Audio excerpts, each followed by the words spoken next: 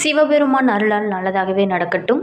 திருக்கார்த்திகை தீபத்தன்னைக்கு வீட்டில் நம்ம எந்த இடங்களில் எத்தனை விளக்குகள் ஏற்ற வேணும் அப்படிங்கிறத பற்றி தான் இந்த பதிவில் பார்க்க போகிறோம். மேலுமே கார்த்திகை தீப திருநாள் அன்னைக்கு வீடு முழுவதுமே விளக்கேற்றி வழிபட வேணும் அப்படிங்கிறது அனைவருக்குமே தெரிஞ்ச ஒரு விஷயந்தான். ஆனால் வீட்டில் எந்தெந்த இடங்களில் எத்தனை தீபங்கள் ஏற்ற வேணும், இந்த தீபங்களை எப்படி ஏற்றினால் முழு பலனும் கிடைக்கும் அப்படிங்கிறத பற்றி நம்ம இந்த ஆன்மீகம் சார்ந்த பதிவில் பார்க்க போகிறோம். அதே மாதிரி பார்த்திங்களா, நேற்று திருவண்ணாமலையில் மகா தீபமானது மாலையில் 6 மணிக்கு ஏற்றப்பட்டதுங்க.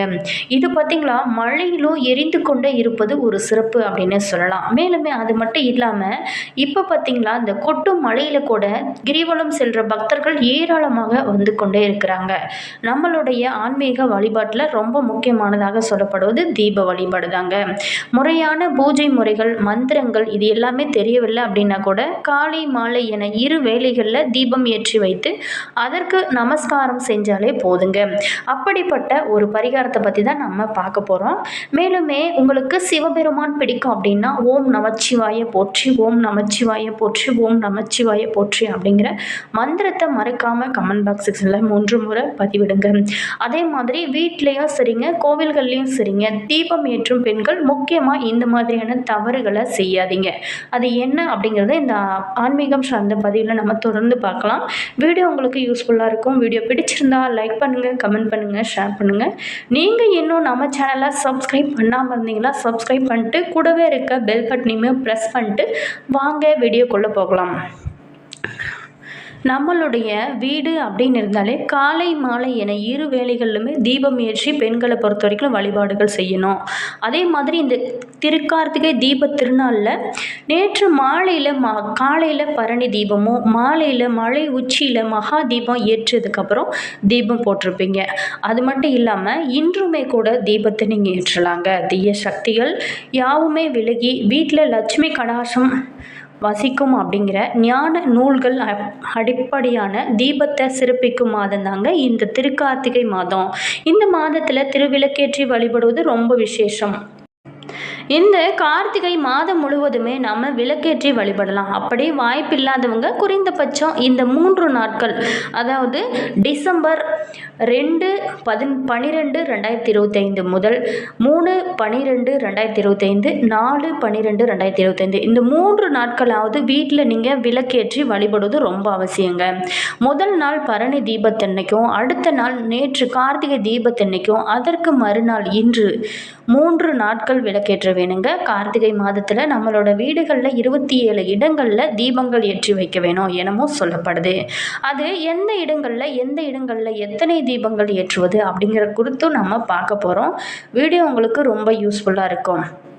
மேலுமே தீபம் ஏற்ற வேண்டிய இடங்கள்: வீட்டு முற்றத்தில் 4 விளக்கும், சமையல் கூடத்தில் 1 விளக்கும், நடையில் 2 விளக்கும், வீட்டோட பின்புறம் 4 விளக்கும், திண்ணையில் 4 விளக்கும், மாட குழியில் 2 விளக்கும், நிலைப்படிக்கு 2 விளக்கு, மேலுமே சாமி படத்துக்கு கீழே 2 விளக்கு, வெளியே யம தீபம் 1, திருக்கோலம் இட்ட இடத்துல 5 என மொத்தம் 27 விளக்குகள் ஏற்ற வேணுங்க.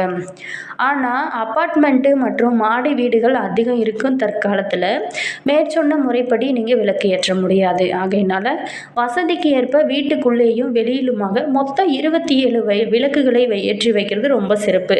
உங்களால் முடிஞ்சிச்சு அப்படின்னா இன்னும் நிறைய விளக்குகள் வைக்கலாம். இதனால் வீட்டில் லட்சுமி கடாசமானது நிறைந்திருக்கும்.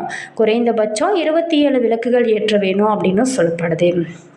இந்த 27 அப்படிங்கிற எண் 27 நட்சத்திரங்களை குறிக்குங்க.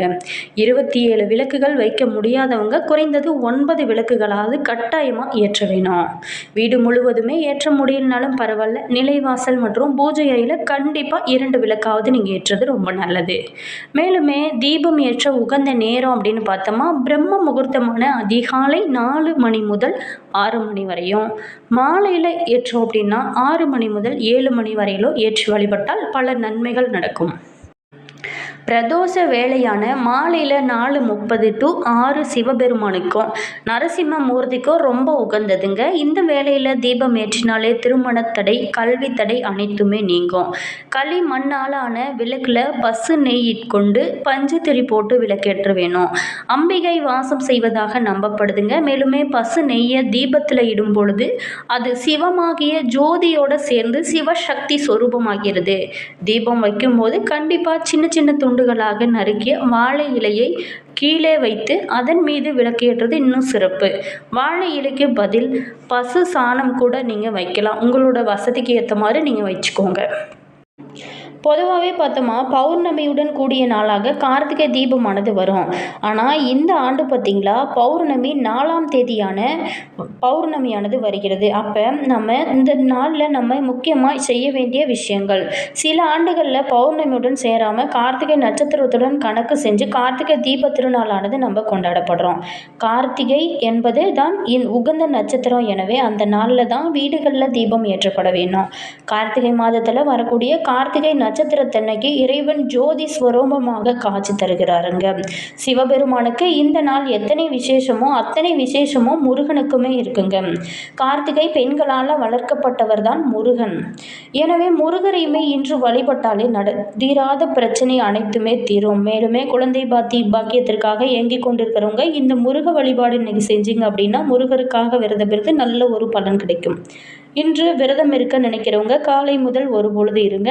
இடையே பழச்சாறு, பால், இளநீர் எடுத்துக்கோங்க. இந்த நாளில் மௌன விரதம் இருப்பது ரொம்ப விசேஷம். மேலுமே திடீரென பேசிவிட்டால் உடனே தப்பு செஞ்சு விட்டோம் என நினைத்து விரதத்தை விட்டு விடுவேனாம்.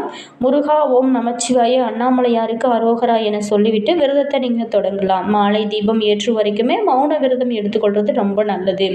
மேலுமே தீபம் ஏற்றும் நேரம்னு பார்த்தோமா, கிருத்திகை நட்சத்திரம் நேற்று மாலை 4:48 மணி முதல் இன்று 4/12/2025 மாலை 3:08 மணி வரைக்குமே இருக்கிறதுங்க பௌர்ணமியானது. நேற்று தீபம் ஏற்றிருப்பீங்க. அது மட்டும் இல்லாமல் இன்றுமே தீபம் ஏற்றலாங்க. அதே மாதிரி முதல்ல எங்கே தீபம் ஏற்ற வேணும், மாலை 6 மணிக்கு விளக்கு ஏற்ற வேணும். அப்படிங்கிறதுனால அகல்களில் எண்ணெய் ஊற்றி பஞ்சத்திரி போட்டு எங்கெல்லாம் வைக்க வேணுமோ அங்கெல்லாம் வைத்து விட்டு அதுக்கப்புறம் அன்னையமலையார் கோவிலில் நேற்று தீபம் ஏற்றியதுக்கப்புறம் நேற்று ஏற்றிருப்பீங்க. அதே மாதிரி இன்று பார்த்திங்களா 6 மணிக்கு மேலே அண்ணாமலையாருக்கு அரோகரா அப்படின்னு சொல்லிட்டு வீடுகளில் நீங்கள் விளக்கு ஏற்றுங்க. முதல்ல வாசலில் தீபம் ஏற்றுங்க. அதுக்கப்புறம் அங்கிருந்து பூஜை அறைக்கு தீபத்தை கொண்டு வாருங்க. பிறகு வீடு முழுக்க தீபத்தை ஏற்றி வழிபடுங்க. அண்ணாமலையாரால் சூப்பரான ஒரு எதிர்காலம் உங்களுக்கு கிடைக்கும். மேலுமே 4500 கிலோ நெய் திருவண்ணாமலையில் நேற்று பார்த்தீங்களா மாலை 6 மணிக்கு மலை உச்சியில் மகா தீபமானது ஏற்றப்பட்டது. இதற்காக கொப்பரைக்கு சிறப்பு பூஜைகள் செய்யப்பட்டு செவ்வாய்க்கிழமை 2/12/2025 அன்றைய பார்த்தீங்களா மலை உச்சிக்கானது கொண்டு செல்லப்பட்டது. சுமார் 2668 அடி உயர மலை உச்சியில் 4500 கிலோ சுத்தமான ஆவி நெய் ஊற்றி 1500 மீட்டர் காட்டன் திரியை வைத்து தீபமானது ஏற்றப்படுதுங்க. இந்த தீபம் 10 நாட்களுக்கு அப்படியே இருக்கும். மழை, காற்று என எதுவாக இருந்தாலுமே அணையாமல் இருக்கும் ஒரு சிவனோட சக்தி அப்படின்னே கூட சொல்லலாம்.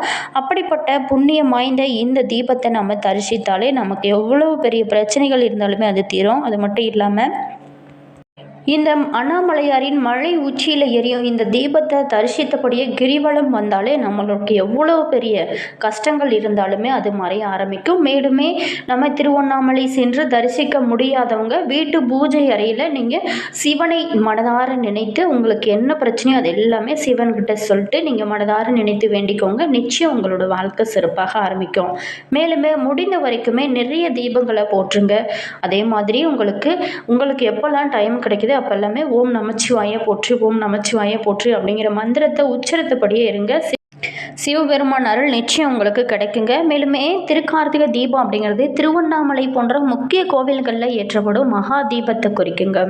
அதே சமயம் வீட்டில் நம்ம கார்த்திகை தீபம் அப்படிங்கிறது ஒவ்வொரு வீட்டிலுமே ஏற்றி வழிபடும் ஒரு தீபமாகும். இரண்டிற்குமே உள்ள வேறுபாடு இதுதாங்க.